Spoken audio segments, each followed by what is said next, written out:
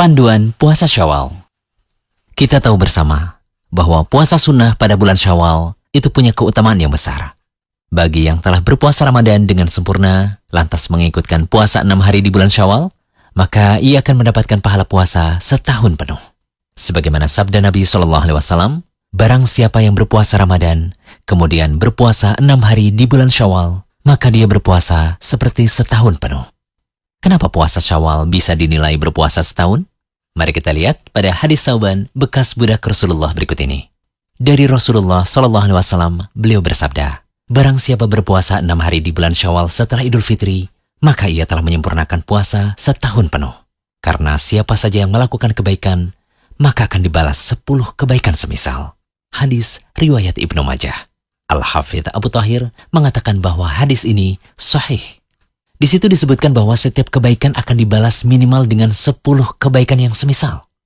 Ini menunjukkan bahwa puasa Ramadan sebulan penuh akan dibalas dengan 10 bulan kebaikan puasa. Sedangkan puasa 6 hari di bulan Syawal akan dibalas minimal dengan 60 hari atau 2 bulan kebaikan puasa. Jika dijumlah, seseorang sama saja melakukan puasa 10 bulan ditambah 2 bulan, yang hasilnya sama dengan 12 bulan. Itulah mengapa orang yang melakukan puasa Syawal bisa mendapatkan ganjaran puasa setahun penuh. Berikut kami rangkum beberapa catatan tentang puasa Syawal. Pertama, puasa sunnah Syawal dilakukan selama 6 hari, sebagaimana disebutkan dalam hadis di awal tadi.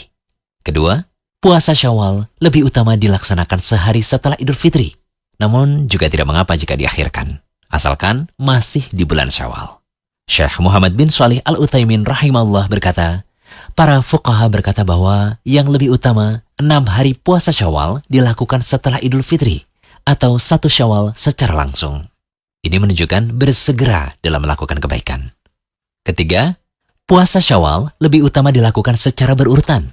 Namun juga tidak mengapa jika dilakukan tidak berurutan.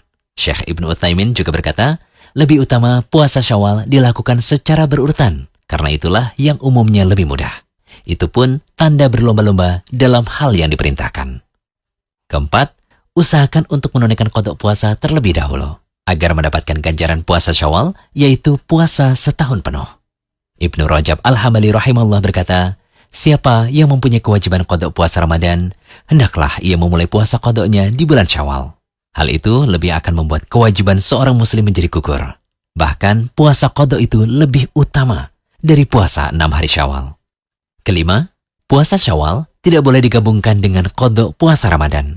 Kami tegaskan sekali lagi ya, tidak boleh melakukan puasa 6 hari di bulan Syawal dengan niat ganda, yakni menggabungkan puasa sunnah dan mengqada puasa Ramadan yang pernah ditinggalkan. Karena meninggalkan puasa ketika Ramadan, baik karena alasan yang dibenarkan maupun tanpa alasan, itu wajib untuk diqada. Sementara puasa 6 hari Syawal itu hukumnya sunnah. Oleh karena itu, hendaknya orang yang memiliki utang puasa terlebih dahulu mengqada utang puasa Ramadan, baru kemudian melaksanakan puasa sunnah 6 hari bulan Syawal.